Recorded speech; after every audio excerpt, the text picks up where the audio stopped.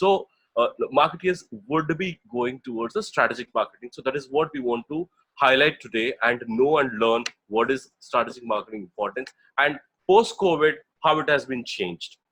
So the first, the question coming to is increase in importance of strategic marketing across organizations. The marketing, how is strategic marketing even more important to the business post-pandemic days? So I cannot say it is post, but yes, if it is still in the days, but yes, the unlock one, keeping in mind how you see this strategic marketing is so important. Doc, it is to you. I would like to know, we all like to know from you, please. Yes. So first of all, regardless of whether we had the COVID or regardless of whether we had any other pandemic, strategic marketing is, by default important. Number one. Number two, by definition, what exactly is strategic marketing? It is looking at all aspects, all parameters of the business, and that can range from everything. That can range from something as basic as what our product is, what our product stands for, what is the utility of our product, right from there till about, let's say, what is the pricing and who are our consumers, who are our customers, and of course all the stakeholders that are involved, and a larger. So it's almost like you can visualize it like concentric circles, and the final concentric circle being how does it affect the environment. So when I say strategic marketing versus marketing, the difference is that in strategic marketing, if I have a product, let's say I'm making a juice, right? So when I say marketing, all that I'm talking about is how do I sell this particular juice? It's mango juice, it's good for your health and things like that. But when I'm saying strategic marketing, then I am looking at an entire long-term and all parameters involved view of taking things into consideration. For instance, if I'm trying to sell mango juice in a place where there is no water or there is famine, then it does not fit into the strategic marketing structure itself, because then the juice, the product, no matter how good it is, it must be A+ mango juice, but it doesn't fit into the context. So that being said, strategic marketing, regardless of COVID or no, has always played an important role, be it in smaller organizations or in bigger businesses. Post-COVID now, strategic marketing continues to stay even more relevant, continues to stay even more important, because now the world has changed a little bit. Consumers have changed. The overall environment has changed in terms of there's a lot more fear associated.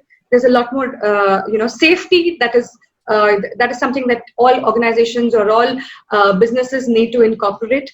And also there is a factor of now the distinction between essential products and what is discretionary products. So right now, with the economy slowing down, will I go and pick up an LCD TV? May not be. So then what should that particular company do? And versus supposing I am selling atta rice, so then what should that kind of a business do? So, so it becomes even more imperative right now.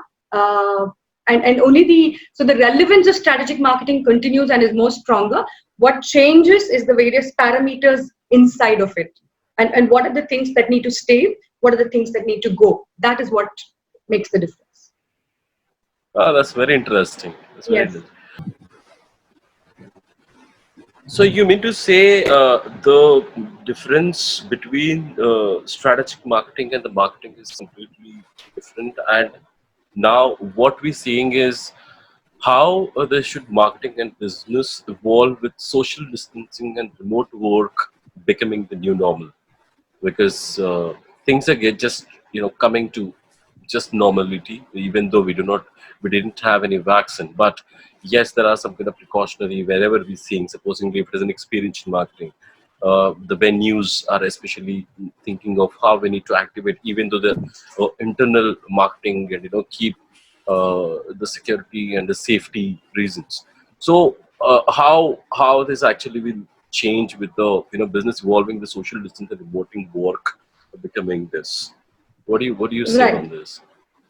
Yes. So I think in these last 3 months and across the world, and not just in India, but across the world, a lot in the business has changed. For instance, a lot of organizations, larger organizations, did have work from home. A lot of startups also did have work from home as an option. but we were still kind of fumbling for the last few years as to understand how to make it really productive. I guess in these 3 months we've understood that it is possible, and business can continue as usual. If we better our technology tools for remote working, so that is now no more going to be a luxury. It's probably going to be a norm. The very fact, Okay. Suresh, that you and I are talking like this itself is proof of the fact that True. discussions can happen, panel discussions can happen, and we don't need to necessarily meet face to face. Of course, Correct. that said, the human touch is always there, but how it affects in businesses, that I think we've understood that we can do work from home, we can do remote work. Somebody, a leader, or anybody in the chain can be situated out of, let's say, a Google employee can be situated not necessarily in the Google's office Office. location. He can kind of be located in his house, or as long as work is getting done. So I think that is one thing that is going to go beyond not just marketing, but it's going to be as the business format itself. And again, like I'm repeatedly saying, that it would again be applicable to all sorts of businesses. It would be applicable to it probably, except as I'm thinking aloud, maybe in the hospitals, there also we have actually technology where consultation can be done online, but nevertheless the patient has to meet the doctor. So barring that, I think everywhere else we can look at businesses having work from home and remote working as a very common thing. Now that's the larger picture. When we kind of zone in down to marketing, here it will change, because now so when a consumer, you and I, we want to buy a product, whatever the product, be it the watch, be it the blazer, be it anything, or be it a TV, I would like to while do my research on one side, but I would also like to actually go to the store, go to the brick and mortar store, and kind of touch, feel, and then do my purchase. So while up until 3 months ago, I had all my technology and very much there. I had my e-commerce sites like Amazon, where I could check out the options of the various TVs or whatever that I want to purchase. That would be like, let's say, 40% of the research, and 60% is where I'm actually visiting the various stores, and then kind of this this ratio might change now. This ratio could now be, let's say, 60% or 70% or 80%, depending on the product that we're talking about, could be more of, finding out online purchases, seeing influencers talk about the various products that you want to talk about, that you want to buy, or even the reviews who have bought, previous customers who have bought that product. So I think all of this will now take a lot more forefront position. So that said, for marketers, how does it change? I think the message of what the product and the brand is standing for still stays the same. But how we're going to say this, and digital has already been on a wave even before the pandemic, right? So the last 10 years, it's on a high anyways, and that is the way forward. This is going to be a lot more digital. It's going to be a lot more virtual. Artificial intelligence is probably going to play a role in, not probably, it will play a role in influencing decisions and influencing choices. So I think as a marketer, if I'm going to take cognizance of all of this, is when, this is going to be the new normal. Is when I'm going to reach my customer faster. Yes. Okay, so some of my learnings, we come from experiential industry studies, Right. experiential marketing industry studies. So experiential marketing says there is about 5 senses works, then your Right. sixth sense actually starts working. Then that actually helps you to buy. I want to understand now, the things have been changing, and online is actually taking over offline, kind of Right. influencing what you're saying. How effective it would be, and what would be the best challenges for a marketer to, adopt the online process using AI, and down the line it has to come to a ground, or will it be completely a virtual world? See, it will never be a complete virtual world. Let's look at past trends. Like, for instance, when we have that very famous song, no?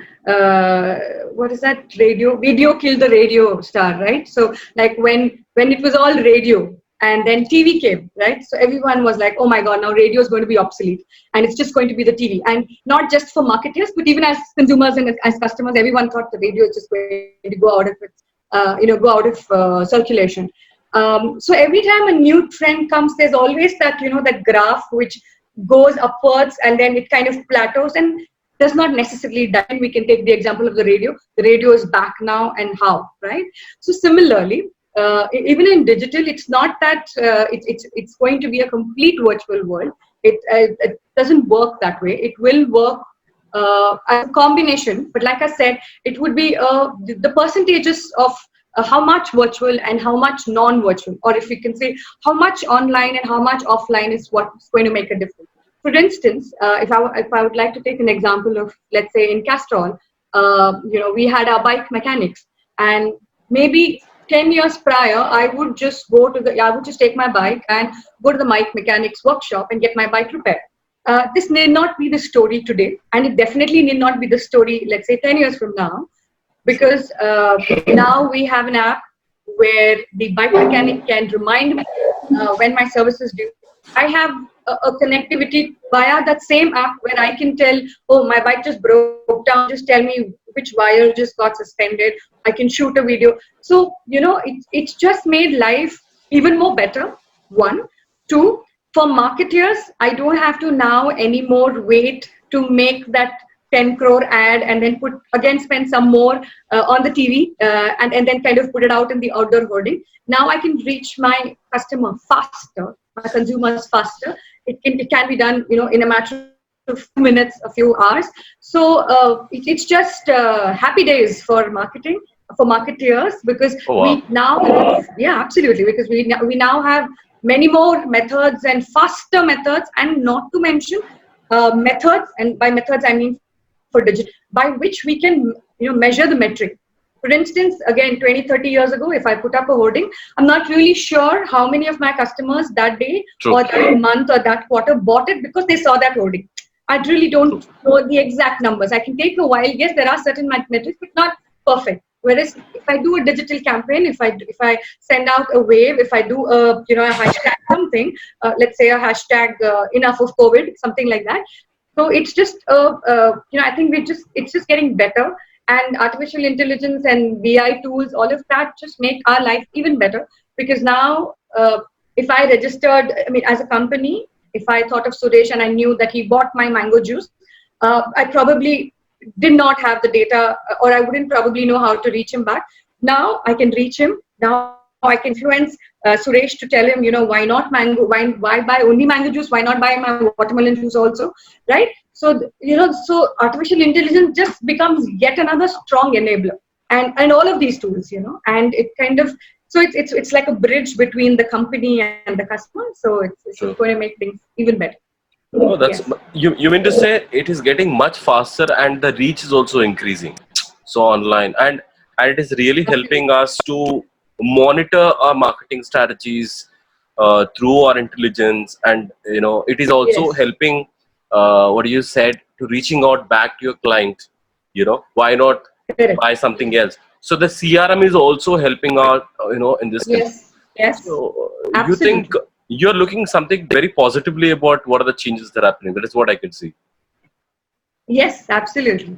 I think it's just I think so while no one kind of I want to use the right words here, while nobody is kind of looking away from the COVID pandemic. Nobody's. It's as serious, and it's as something that we need to be mindful of for the next few years. But at the same time, the very crisis has given us a lot of opportunities. The very crisis has taught us that now we can have better life balances, not just work. We can work from locations closer to our house or in our house, rather than spend a lot of our 24 hours in traveling. It has given us more opportunities that we can reach our customers even better.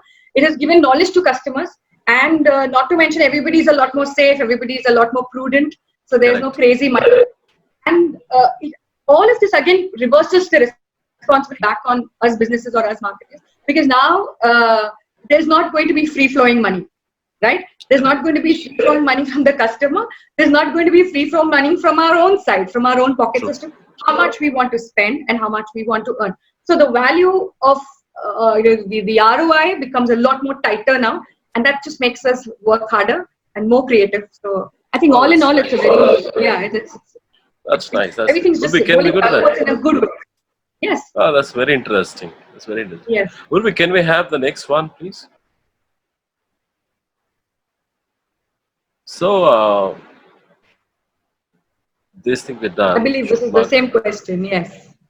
So, the third, what we're seeing is how should a major and trusted brand or a marketer develop an effective business strategy when the government has not adopted uniform criteria as to when the business should be reopened?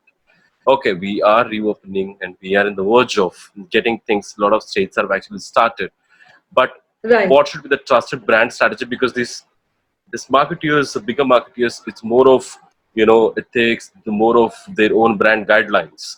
Right. So, what do you Yes. suggest, and what should be your thought process on this, Doctor? Right, right, Suresh. So there are a lot of actually this question is a very interesting question, and there are a lot of aspects to this question. So one is for now I'm going to at least in this particular question, I'm going to throw my marketing hat off and say that all of us should start thinking of ourselves as business heads. That's number one, Correct. right? Correct. So it's so there's a lot like it's not going to be working. Marketing is not going to be working in silos. It's everyone has to work with each other. So everyone's a business head. Number one. Okay. Second, the government has not adopted uniform criteria. So now this is this that it's be it in India or be it across the world, it's based on the the current status. The markets are opening. Like I know Bangalore is already a lot more Correct. functional than how much Mumbai has opened, and I think Delhi is a little lagging behind. Again, it's entirely dependent on the case. So from that, from that perspective, a trusted brand one needs to stay true to its core values. Like I can't suddenly change what I'm standing for. For instance,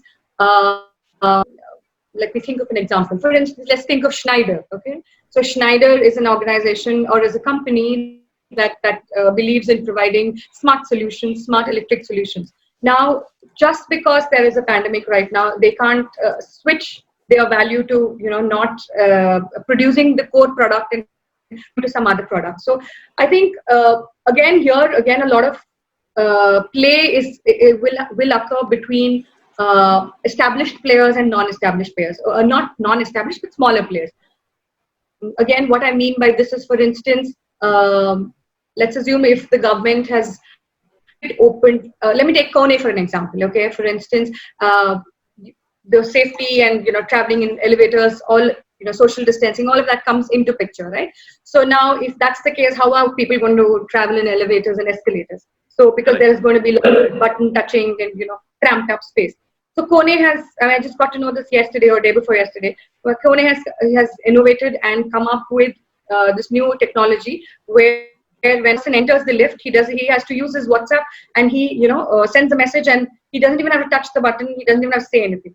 Similarly, I think another elevator organization has voice recognition. So as soon as I enter the elevator, I just need to say floor 2 or 3 or wherever, right? So now this is something that a major brand can afford to do because they have the wherewithal to do. Correct. So even as governments are taking their time, and rightfully so, in the large interest of public, if they're taking their time, technology or innovative ideas is something that the bigger brands can invest in.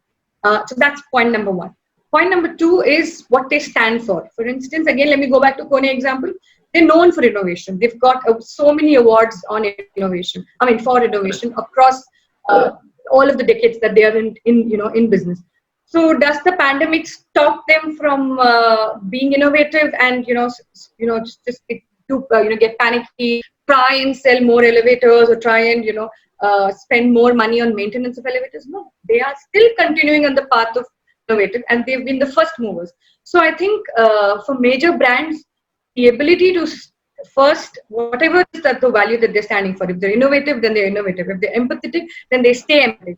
And second, being able to adapt and being able to be creative to come up with those solutions is something that, regardless of how much time the government takes to open up will still, kind of play the game.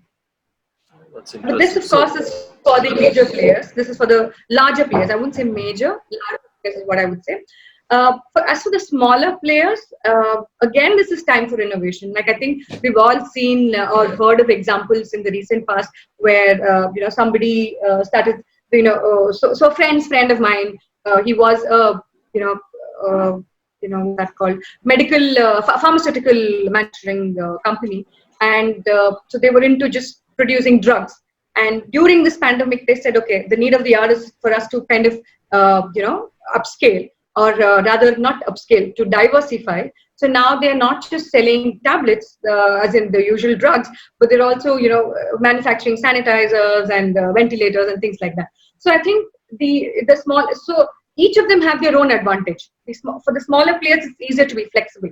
It's easier to come up with new products. For the larger player, because you have the resources, you're able to kind of move things and come up with larger innovations. So it works. So I mean, we really can't aim it, like it's not open, so let's not do anything.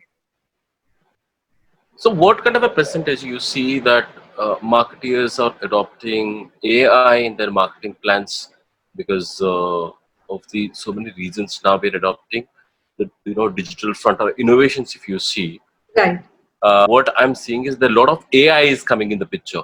The right, artificial intelligence is right, playing bigger role now. Yes, what you said is the kind of bigger marketeers can actually adopt in investing in research, but how well a smaller companies also can what kind of innovations they can do when they cannot invest in AI and all that to getting their more effective manner. right. So it's not like the world did not exist before artificial intelligence came into Correct. being, right? And it's not like we marketers did not exist, or not just marketers. It's not like businesses did not exist before this. Uh, at the end of the day, AI, technology, all of those tools, or whichever new trend that might come, let's say 20 years from now, when you and I have hung up our boots, all of them are enablers. Okay, so at the core of it, marketing or businesses stay core to what they started off with. So what I mean by that is, in a smaller organization, if they do not have the resources currently or in the near future to invest in AI and these kind of tools, what they can definitely do is go to the customer themselves, right? A potential customer, or an existing customer, or you can always check out competition's customer, right? So for instance, if I am a person, if I have a business that's making pens, let's just assume, right? And okay, I'm going to give you a very dark example right now. So supposing if I'm an organization that a smaller organization that manufactures pens, and suddenly there's a pandemic, and then I realize that I'm trying to kind of sell pens in this particular city, but it's not getting sold, and I'm checking my competition and it's not getting sold. And then I don't need artificial intelligence. I just need to send my team or I just myself go to the market, and then kind of realize that, okay, pens are not being sold over here because nobody has a hand in this village or in this city. So how are they going to, you utilize the pen? That's why I said it's a dark example. So but I don't need artificial intelligence kind of tools for this. I just need to walk into the city and see, oh my God, all my customers or potential customers don't have hands. So how are they going to use the pen? So then I come back and I say, okay, maybe then pen ka production hai ek side pe, but then maybe what we can do is, get those hands made, probably get into the business of, so diversify my business, maybe kind of get into the business where I'm manufacturing those artificial hands, right? So now this is a very hypothetical example that I'm giving, but it's very relevant because if you read up on Samsung, which is an organization, South Korean organization, who started in 1938, they're exactly the same thing. I mean, they started off, today we know Samsung as technology and mobiles and everything else, but when they started off, they were, into food and textiles and multiple other industries, because they were so flexible. And obviously they started small, and today they're such a huge conglomerate, right? So the ability for smaller organizations who cannot invest in, let's say, BI tools or AI tools, the solution for them is to be flexible in terms of product, in terms of product story, in terms of who is the customer they're targeting. Maybe not that city which has all people without hands. Maybe the next city where people have hands and they can use the pens, right? So all of these things come into the play. So it can't be like a one single brush stroke or a single paint. It doesn't work that way. You have to kind of, it's not like, okay, give me a formula, I'm going to start a company tomorrow and 1 2 3 this. It doesn't work like that. You always have to take everything into consideration.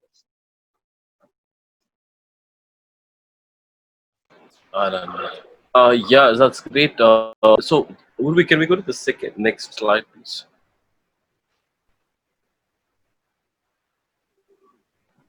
Yeah, so that is what now you're saying, Yeah, I think we diversifying. answered this question. Yes, we answered That this is what question. we just talking about. Yeah, so this is done. Yes. So how to deal with the competitive landscape when consumers' spending habits are fundamentally altered? Of course, the habits have changed. There are a lot of changes that are happening. So how do you see this, the dealing Right. with competitive landscape? Yeah.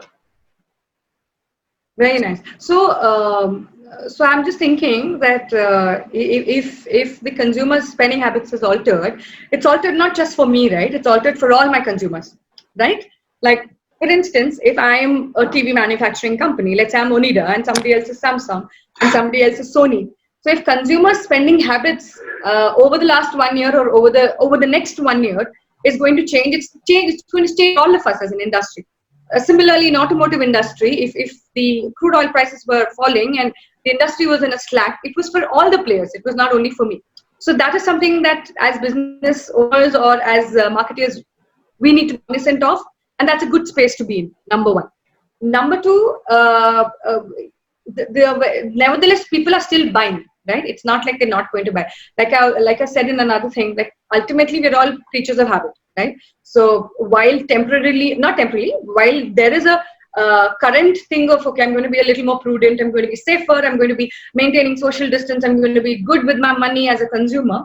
But ultimately, I am probably going to go back to, if I'm a consumer who wants to keep changing my mobile phone every once in 6 months, I am going to go back to that, right? So nevertheless, businesses have to thrive in this kind of a scenario. So when businesses are thriving and all of us are fighting for the same reduced consumer amount of money, if you're taking all the consumers, let's assume 200 TV buyers now has become 100 TV buyers. So now, and 5 players are in the market, all those 5 players are competing for those 100 players. So in that context, why is my Sony TV better than, let's say, a Samsung or something else, is the product value proposition that I kind of convey to my consumers. That is, what is my product standing for? What is the benefit my product will give you? And why should you buy this? Pricing, whether it's good, it's bad, or it's worth it, or it's value for the money. So the what, the whys, and the hows is what is going to make the distinction. It is also going to make it's also going to be the influencing factor for the buying decisions, right? So it's not really that it's a grim situation. It is actually a situation where we just be a lot more wiser in communicating to our customers. Let me give you an example again here. For instance, in Castrol, when so we have a lot of business partners, Castrol business partners, right? So we realized that we were investing a lot of money, a lot of resources into, not just money, but resources into training, all of that into my business franchise partners. But ultimately, they were selling competitive oil. And for the longest time, we did all the research in the market and we never found out why.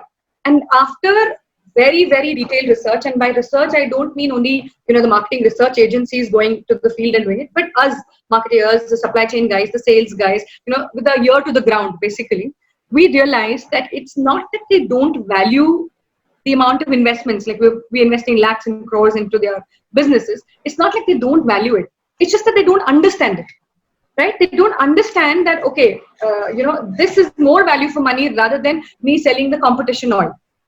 So once we realized, and we kind of, it was like one eureka moment that, after like 3 years, we finally okay, this is the problem.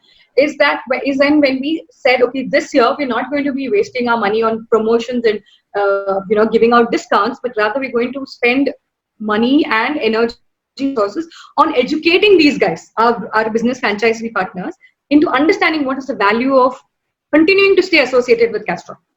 That's good. Now the same thing, now this is in the case of Castrol and business partners, but the same thing can be extrapolated to me and the consumer. Similar thought So, process. so it is Like if like you're more buying of my mango juice, like if you're buying my mango juice, why is it good for you? okay. If you know Okay. that, So and if you hmm, yeah, if that's you know right. that, then you will definitely buy. Yes, So it is more of involving your other, stakeholders also in the business and involving them to revive completely, because uh, you know the market is actually shrinking towards the altered habits. So the market right, actually shrink. So we correct. also working on to elaborate about that market size. That should be the marketing plan also. If you want to do that, what should be a Yes. marketer will plan to elaborate about that horizon of that market size to increase. I didn't get your question. Can you just So when you repeat? said there is about 1,000 people buying a product, maybe Yeah, altered habits will reduce it to about 500. Okay. correct.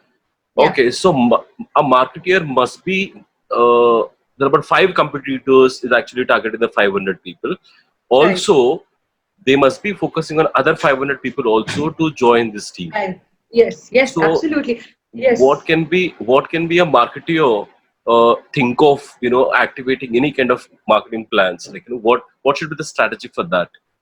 yes. So that's again, now this is like, these are two different lenses. Yeah. One is what do you do with the existing customers that you have, right? So that you want them to keep buying. And then again, it also depends on the industry you belong to. For instance, I'm not going to buy a car every year, right? I'm going to buy a car once in 2 years. But I'm probably going to buy a shirt every second month. I'm going to probably buy a new shirt. So it also depends on the industry that you're in to begin with. Let's have that disclaimer right on top.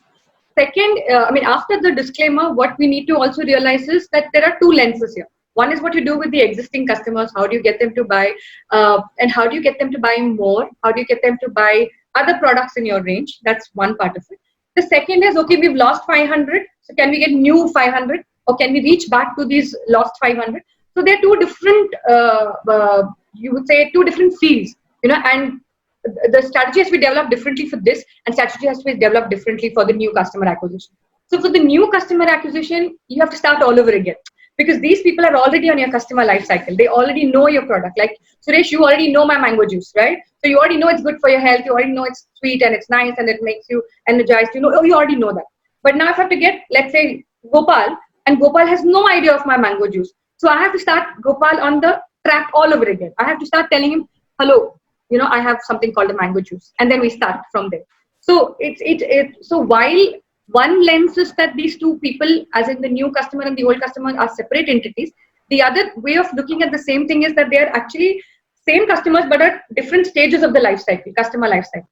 So how you treat each of them is what makes all the difference, right? Okay. So how you get to them, yeah, So we have a very nice question we would like to take up from Somil. So if it is a business was shut, it's a hotel business, a restaurant business for about 3 months we shut, okay, say right. for, and now it is opening up. And is there any checklist of steps that they can follow on digital to announce it that they are back, and they are also taking precautions? Right. Like So what should be the strategy for that? That is what is a Saumil's question. Yeah, please.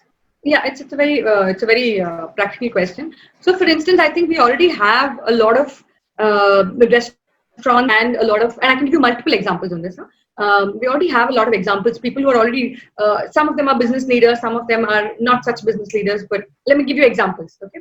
So, and the checklist, boss, you have to develop it on your own. That goes without saying, because True. whether you're a Shiv Shanti Sagar Shiv Sagar kind of a restaurant, I mean, a hotel, or if you're a Marriott kind of a thing. So you know your business best. So the checklist will, be varied across the parameters that you have in your business. That said, some really good things to do. For instance, Swiggy, okay? So Swiggy and Zomato, both of them are now kind of reaching out to me as a customer and letting me know that the packaging is safer, the packaging is better. That's one. Now these two are established guys, right? Second is so there is this friend of mine who's the CEO of Just Deliveries. So they deliver on time cakes and other bakery products across the city of Mumbai. Now, in the case of Swiggy, cakes, what is important is refrigerating and keeping the pastries at the right temperature is very important. Now, as a good practice, she was already doing it. She was already Correct. doing this for the last 5-6 years of her business.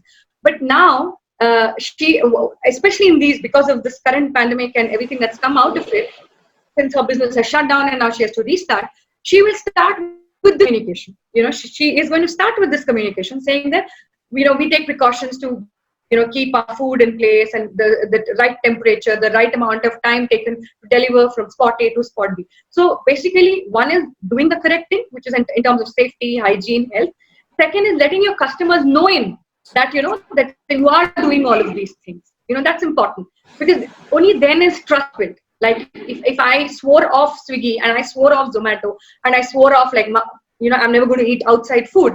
But now if one of the restaurants reaches out to me and says, okay, guess what? We understand that you're not going to come out, but all our methods are safe, and probably, you can come and visit our kitchen and, see how we're doing food. Second, we'll come and deliver to you and, whatever. So that again depends on whether it is a particular restaurant that I'm talking about. The third thing is honesty. And I'd like to give a really nice example. And I gave this example in another webinar also, that Spa Hospitality, which is basically Yuacha group of hotels. So they had one of their employees very recently who tested positive.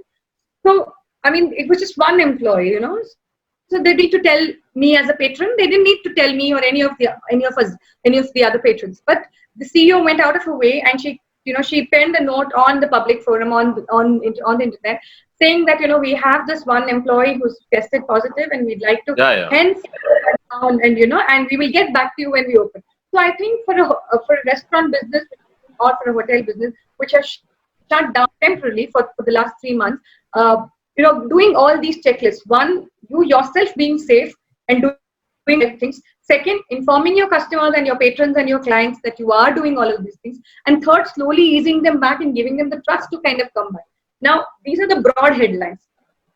Under this, what you want to do is totally dependent on your business. But these are the three. So honesty is very important. I think this is the Bandra case, BKC, the restaurant. That was really touched hearts. That was beautiful. Absolutely. Yes, it was beautiful. It was very, very nice. They didn't need to do it. They did not need to do it at all. But they did it. Correct. And I think so. The other thing is also the Just Deliveries example that I gave you. She's always been doing. The CEO has always been taking care of the the safety and the health and the temperature, and she's always been doing it. She's been that's why she's in the business. But now that this has come up, now she lets us know about it. So now I don't have two thoughts about whether I should order a cake with her or not. So there is something very beautiful. I am talking about one of the app which is called MyGate. I hope you people might have heard about it. MyGate. They also so they have huge inventory to advertise on their own application form. Okay, but the thing is, what clearly they mentioned about in this, they have not entertained any kind of media is actually trying to advertise, or maybe somebody is actually going towards their packaging while they are delivering. So such kind of ethics actually creating the marketing is much easy. That is what this COVID teaching us. The honesty actually playing a very bigger role. Likewise, AI, what we seeing, the honesty actually coming in a very important role in any marketing activities. So that's what we're seeing. A lot of marketing campaigns also what we're seeing. So this emotion called honesty is used, and properly they are actually highlighting as one of the strategy in a lot of marketing is what we see. Right, and I think that tugs at the core human value also, right? Like for instance, it's not necessarily only. I mean, even as a human being, Suresh, you and I are friends for so many years now. You would rather have me honest and upfront with you, rather than me pretending to be honest with you, right? Or rather than me marketing myself to be honest with you. So what works for the human also works in marketing. Absolutely. All right, that's great. Urvi, can we quickly go for the next one, please?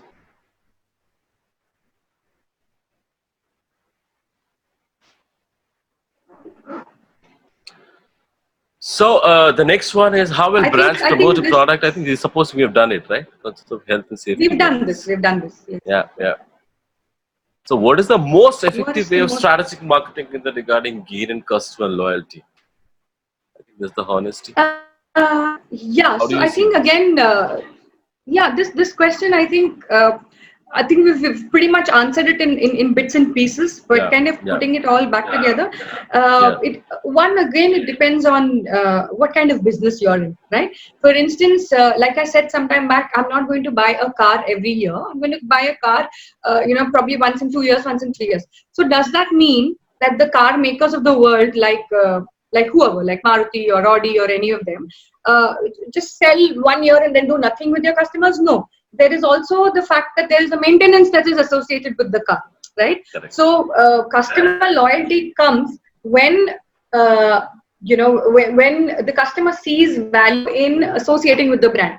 For instance, like also the same example that I gave you about Castrol also, where we made our business partners realize the value of why we are associated with them. So I think the ultimate would you say progress card, you're getting an A+ on your progress card, is when your customer becomes your brand advocate. When he starts speaking about your product or your brand is when you know you've got A+. Okay. That said, how do you kind of do it? Now, what is the most effective way? Again, like I said, it's not a single formula that you can just apply across all brands, all industries, all business sizes. But definitely what you can do is planning, I think, makes a whole huge difference. So, for instance, where do I see myself? And this is regardless. This is regardless of whether I'm a startup or an established organization, Brand. company, or brand. Where do I see myself 1 year from now? Where do I see myself 2 years, 3 years, 5 years from now? At least some broad planning. And here we have the economy in question. We have the government regulations. We have what is the competition. We have what is the global scenario. What is the economic scenario? We have what pricing is market going up, is market going down. So based on that, can I increase, can I kind of rework my pricing strategy? So all of these things kind of come into play. So strategy marketing is never done for three months, or it's never done for a quarter. Strategic marketing is always done for a longer period of time. So when you do So a longer period of time, all of these things, when you kind of add up, invariably your ultimate goal is customer loyalty. Because be it whether old customers, existing customers, or be it whether new customers, you want them to stay in the customer life cycle. So you're going to do everything, with regards to that. So there's not going to so be like a single. Yeah. yeah. Sorry. So there is a new requirement that came in which we are working on now. I would love to share this. So this is something that loyalty. There is an Please. the automobile company. It's completely not for sale. What they're Hmm. doing is they're completely focusing on the loyalty thing Okay. by sanitizing their cars before the lockdown, Very on nice. lockdown. So they want to go for all the cars. They just want to sanitize, and before you're using it, you just come to us. We will come to your home and sanitize your car, and we'll just wash and clean the car. So that is Right. actually motivating client for the loyalty based kind of a program. What this kind of automobile. So it's nothing to do with the sale or something. But yes, Right. this strategy will create more of the coming back to the same brand kind of a client. Yeah, now that you say that, I'm reminded of another example that we did. Like, for instance, in Aditya Birla, we were in insurance, and we all know what is our reaction as a customer to insurance calls and insurance product as per se, right? So we realized after a lot of research that I don't think like the moment, no matter how well I'm dressed, no matter how much I know my product portfolio and everything, and no matter how much I put fear into the person saying that, sir, आप मर जाओगे तो आपकी बीवी के लिए insurance ले लो type, या आपके माँ के लिए इंश्योरेंस ले लो type. We realized that this it doesn't work. I mean, it's not worked for so many years. It's not going to continue working. So that's when we realized, okay, forget selling insurance. Let's first get our customers aligned with Aditya Birla. So what we did was we started associating ourselves with Rotary, the Rotary Club, the Lions Club, going to societies, large housing societies, where we interact very closely with them, and nowhere mentioning about insurance or ultimately we're going to sell insurance. No, nothing like that. Only going there and saying, what's it that we can do for you? So certain societies said, we would like your help in probably organizing the Independence Day kind of a thing. Certain societies said, we'd like your help in probably getting the waste management system set up in our building. Certain societies said, we would like your help for setting up a blood donation drive. So and then so basically what as businesses or as marketeers, what we were doing or what we were saying is, first let's empathize. If we empathize with our customers will reverse empathize with us, because then it's a win-win situation, right? So he's not going to be like put up, oh, aage insurance bechne. It's not like that, but it's actually that, oh, here is, this is a solution provider. This Aditya Birla, if we have a problem, we can go to this person and they'll give us a solution, however it is. However that they want to kind of do it. So after nurturing a client or a potential client, after nurturing, then when they've, we have built their trust and we have won their trust, is when we kind of then put the product. Do you want insurance? That kind of a thing. So it's very similar to the example that you just quoted about the sanitizing vehicles thing, and it works. So there is in a tradition way we have different kind of a formats. One is digitally AI we talked about, which is coming in a role in a new marketing strategies. Then we talked about honesty. Now we are talking about loyalty. Yes. So COVID is actually treating us going back to our traditions and basics, but yes, coming with much more effective strategies. That is what the new learnings are. Yes, that is a fantastic. Yeah, I think like I wouldn't kind of want to also.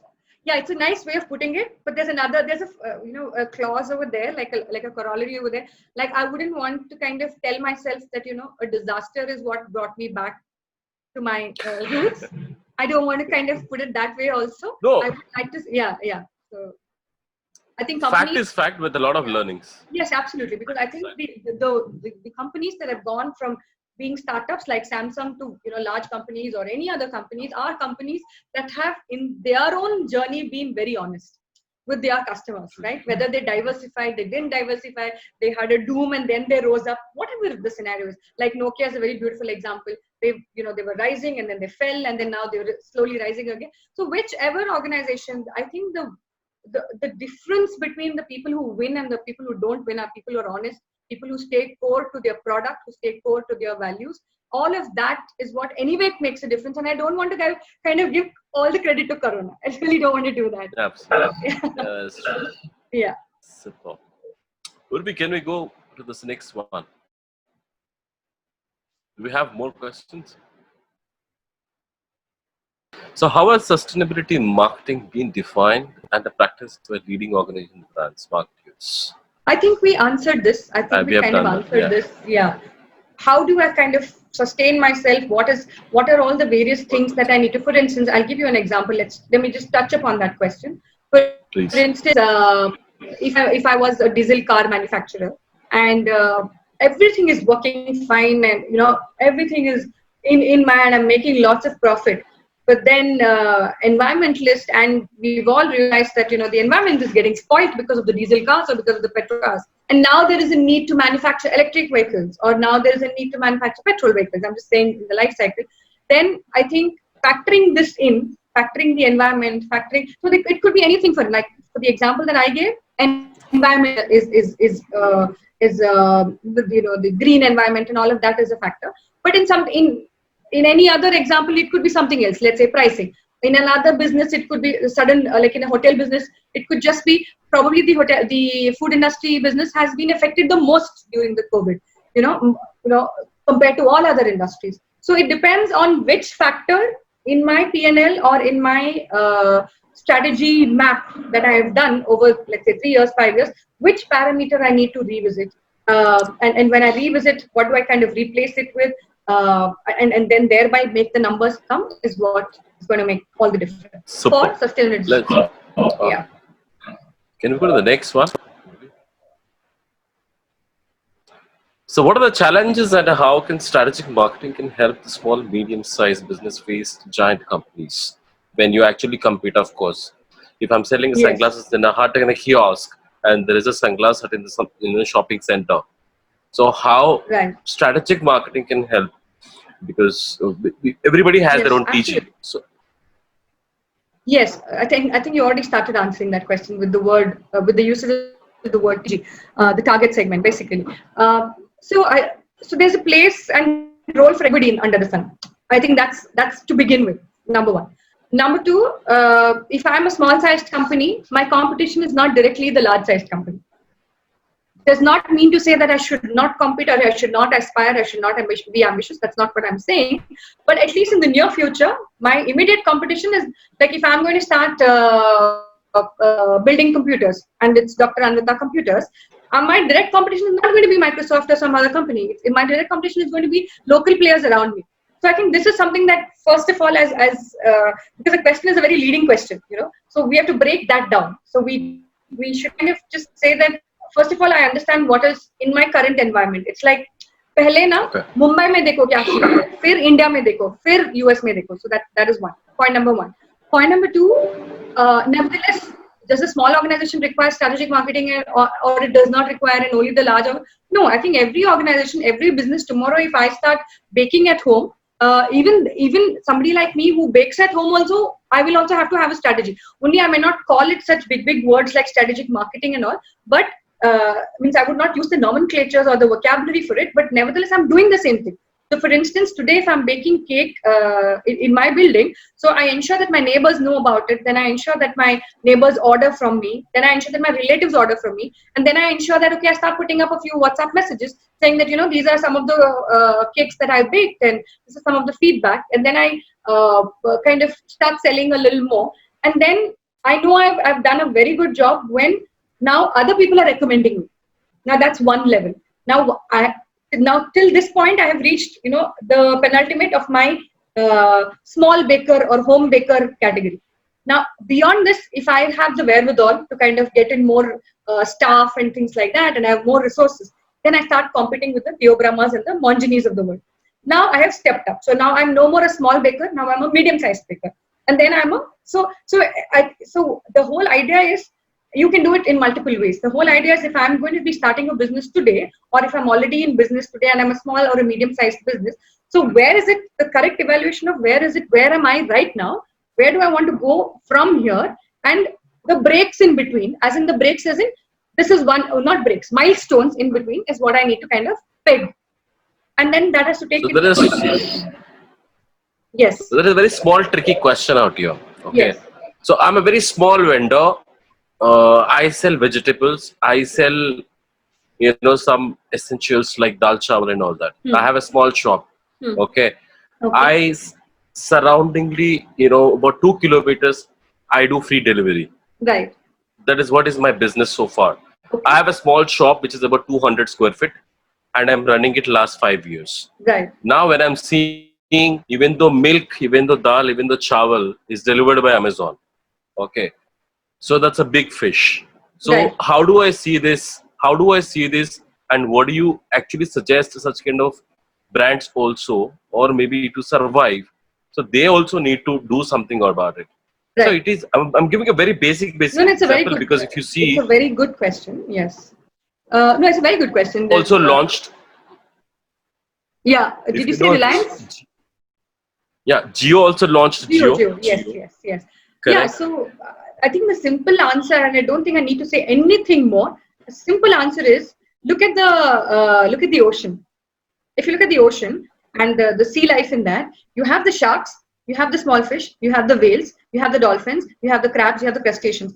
Everybody, while the shark does eat smaller fish, it doesn't mean that the smaller fish are going to get finished. Everyone has a role and everyone has a place, and I think that is self-explanatory. So if the very question that you asked, that you are the bhaji wala, you're the vegetable wala, and Amazon has come and taken, if that was the case, then we wouldn't have our local vegetable wala surviving anymore. And I'm not talking right now with reference to the corona thing, but I'm just saying in general, because Amazon has been in existence for quite some time now, right? So if the bigger guys had to kind of come and eat up the smaller guys, then we really wouldn't be even having this conversation. The very fact that there's role and time and place for everyone is proven by the fact that in not just vegetable fruit market or dal makhni market, but also even in clothes, you have the Zaras and you have the whatever brands of the world, Reebok and Adidas, but you still have the local guy also selling his, clothes and salwar kameez and things like that. So I'm saying that, the question that we just took, that, how should the smaller guys practically save themselves from the larger guys? You don't have to save yourself. You just have to sustain yourself. You can first you sustain yourself, like build your house properly. Don't worry that your neighbors also will come and eat you up. No, he is in his space, you're in your space. So build your foundation first. Then you can start adding floors and terraces and things like that. And maybe make a bigger house than your neighbor. So, That's a good one. I like it. Okay. Uh, that's a great quick questions and answers. Thank you, yeah, doctor. it was yes. Thank you, Suresh. Do we have And questions? yeah, please, if anyone want to ask any kind of new strategies, ask me anything types. Doc is here with us. Any kind of questions you would like to learn and understand more from perspective, or maybe study in perspective to learn. Right. Any questions if you want to put across, you can put across, please. Your questions are more welcome, most welcome. Thank you, Somal. Okay, Kunal has a question. Yeah, please. Kunal, we can unmute you. You can ask the question. Hi, Kunal. Yeah. Hi, Dr. Anvitha. Thank you. Okay, I Kunal, heard you. hi Kunal. Are you able to hear me? Yes, Kunal. Yes. Yeah. So I heard you. It was a great session, I guess. Okay. Mm, thank you. Maybe how I had a question in mind as to so COVID will bring about a change in consumer behavior to a lot extent. Across all products, across all industries, Right. right? So it's going to change the way in which I buy things, or it will influence a lot. My buying decisions post COVID. Right. At the same time, brands have a lot of changes in their models, and the way in which they are going to bring out their offering to customers post COVID. Right. So from a media perspective, as in what do you feel is going to be the change in the communication strategy for brands? I mean, are the spends going to increase? Is this 2-3 months lag going to reduce the spendings at the brand's end? So how will the overall media pie get affected? Right. It's a nice question, Kunal. So uh, it's like a chicken egg thing, because it's like, yeah, the consumers are definitely going to spend lesser.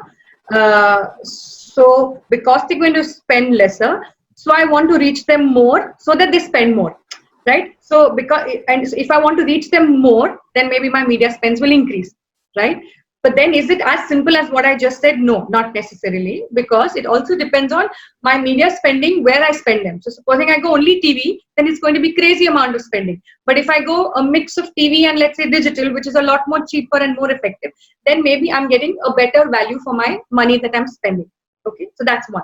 The second thing is, like I said sometime back, that ultimately after 5 months, after a year, after 2 years, we're all creatures of habit. Like for instance, if I'm a person who likes to change my mobile phone every year, then maybe now mobile is a luxury, as in the mobile category will fall under, let's say, a discretionary thing, but it's not an essential. Like food is essential, but mobile is not going to be. But after 2 years, I'm definitely going to go back to my habit. So this is something that brands need to be cognizant of. So it's probably in the short term, the media spend might decrease or increase. I am not even saying that it will decrease, because if I have to communicate more, maybe my media spend will increase. So again, now that is dependent on the business that you're in. So like for instance, established brands probably don't need to spend as much. Mid-range brands probably need to spend a little more. So so it's a very beautiful play. It's more like, did the chicken hatch the egg, or did the egg hatch the chicken, and can we do both? Can we get the chicken to hatch more, or can we get the eggs to hatch out fast and have more chickens? Things like that. So basically, they will drive each other. So maybe in the short term, the media spend might be a little lesser, but when you say long term, like 1 year, 2 year, 3 years, everything is going to kind of even out. So yeah. What is the good point of this is that it's probably going to be better and more efficient in media spending. I think that's the thing that I would like to say. Yeah, that's it. Rather than just more media spends, I would say efficient media spends. Yeah, true. Did I Thanks, answer thanks. your Yeah. question? Yeah. I guess the last one which you said, it's more efficient media spends. That's like the most apt thing. Okay, Thanks. Yeah, thanks. you're welcome. Doctor, we have Shashank Upadhyay. He Okay, has a question. Shashank, okay. please go ahead. Yeah, hi Dr. Anvitha. This is Hi, Shashank Shashank. here. Yes. Yeah, I'm currently working in Luxembourg. I wanted to know in this pandemic situation, how to market your product or develop your business to India from international market. Do you have any views on it? It depends on, that's a good question. You've actually said, Because yeah, normally, if you want to, if you want an Indian company, to come or invest abroad, you need yeah, to go to them. You need to show your presentations. You need to approach them in person. right, But as of 2020, all the meetings and everything is cancelled. right, But it's very difficult for us, for people to believe, if you just do a webinar or if you just give them an online presentation and to invest. So what's your view on it and how to proceed? right. So as we talk, it just dawned upon me that it's webinar and the virtual way of meeting and virtual way of striking deals is probably going to be the way forward. Right, so like the very fact that you're calling in from Luxembourg and talking to us itself has become the normal now, right? It's become the norm. So while in the past, and when I say past, I'm just referring to 3 months ago. While in the past it probably required companies that had to travel, executives from the company, if they were an Indian company and wanted to set up base in, let's say, Japan, so the Indian executives had to travel to Japan. Maybe it's actually a good thing. Maybe we don't need to do it anymore. Maybe we kind of, everything can be done on webinars and deals, virtual deals, and this thing. So a lot more. So what does a company need to do if it wants to expand its markets? I think first of all, it depends on, again, like I'm repeatedly saying, that it depends on which what is the product that you're selling and how big your company is and things like that, and what is the product you're selling. But the second thing is, and what will facilitate this is the technology. So a lot more investment. So all the monies that you will save on the executives traveling will now be kind of redirected to technology investments. So you would have better methods of kind of showcasing your product, better presentations, better 3D imaging of your products, things like that, right? So the communication still stays the same, the mode of communication stays. And that will enable your negotiations and striking it. That So is I one just thing. Yes, I Suresh, just you were like to saying add something? here, Yeah, Shashank. So we have similar kind of proposals are happening, and people are really concerned until then you personally or locally present. So it is not possible. But yes, there are a lot of alliances and associations and integrations are happening. yeah, Supposedly, we are working for some of the Canadian companies to, represent them in India. So certain kind of alliances you should be looking for, because an alliances can only represent you very well and can speak your own language out here in person. So that is one, because of the so many restrictions from different countries as of now. So that is one point I can suggest you to do more of alliances part, and then you take it up to different countries, any country if you're talking about, not yeah, just and India. yeah, that's absolutely right. And there's another aspect also. I think when you kind of, I mean, that's adding to your point, Suresh. Like not just alliances. I think the moment you want to kind of go from your existing market to a new market, I think the first thing that you need to understand is what is that market like. What is that? What is the culture of that market? What is the kind of people? What drives them? What are their aspirations? All of these things.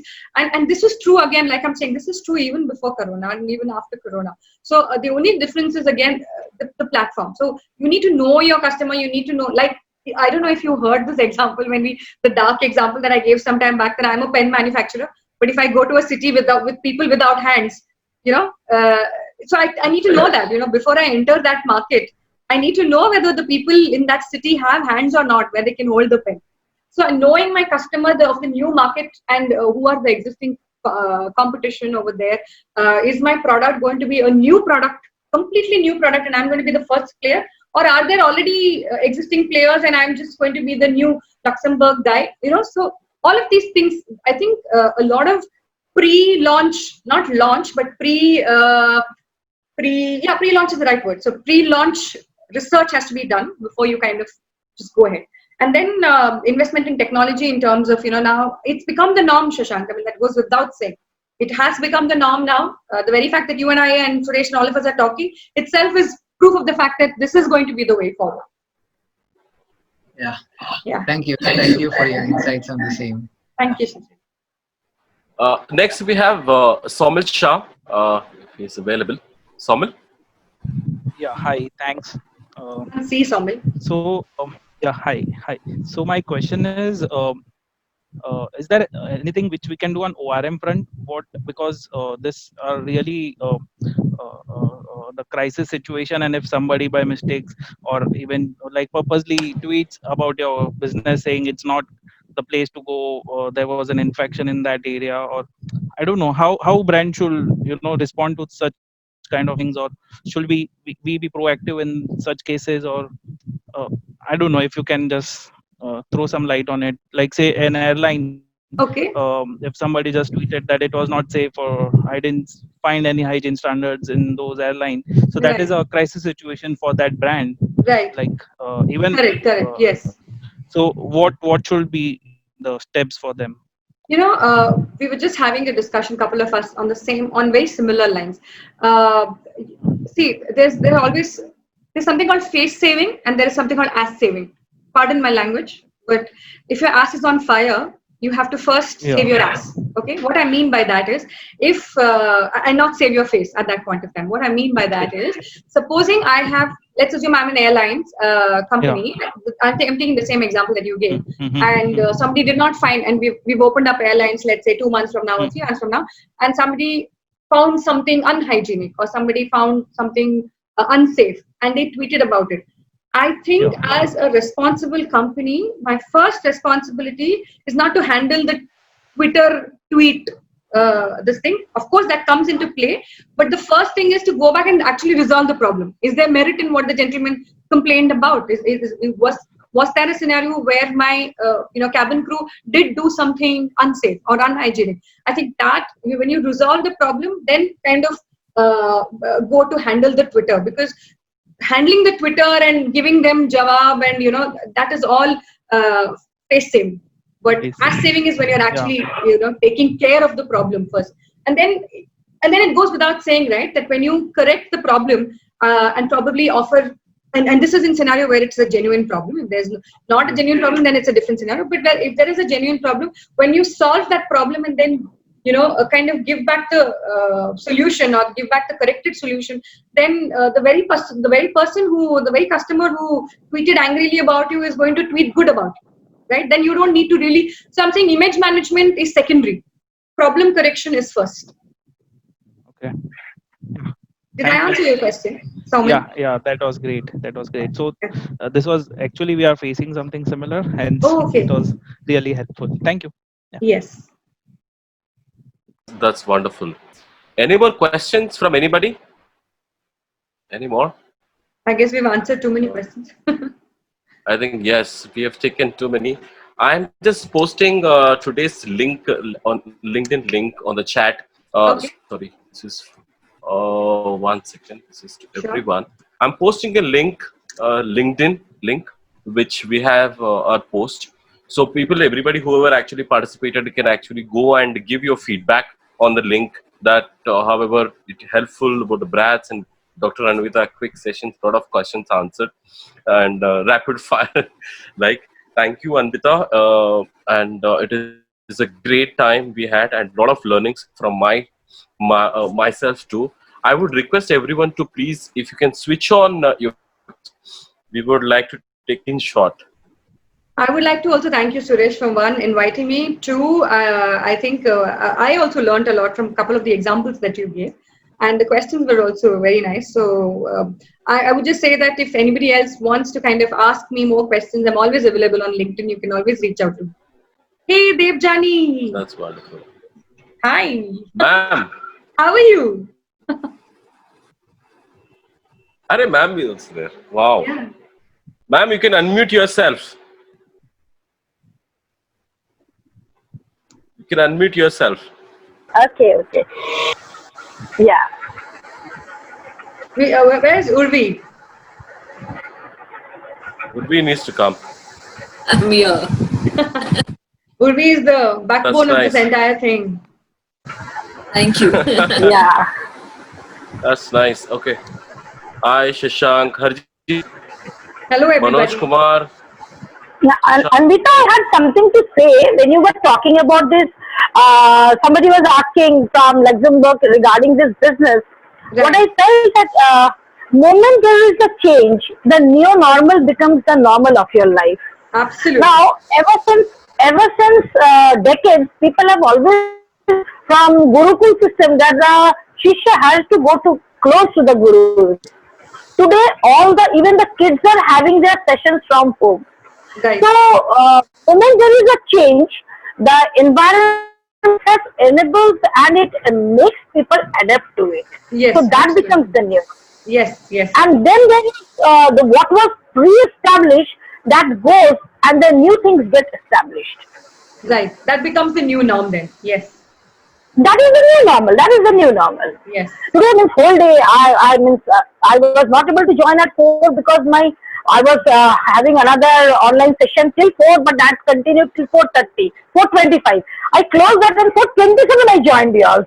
Fantastic. So nice. So It nice. was I hope it wonderful was session. useful. I hope Suresh and I were useful to you. Yeah, yeah, they were very nice. Very nice. Very nice. Questions were very relevant and very suitable to the current situations, and the answers were very apt. So it was good insight for everybody. Yes. And I Thank must you, Devjana always madam, for thank joining Suresh. us. No, I joined since 4:27. I told her 4:25 I closed one.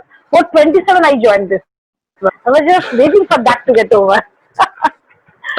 And I must thank Suresh.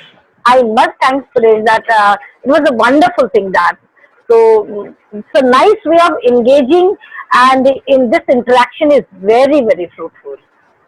I'm so glad. I'm so Thank you, glad. ma'am. Thank you Yes. so And much. we have to thank Urvi also. Thank you. Urvi है तो सब कुछ मुमकिन है, ऐसा है।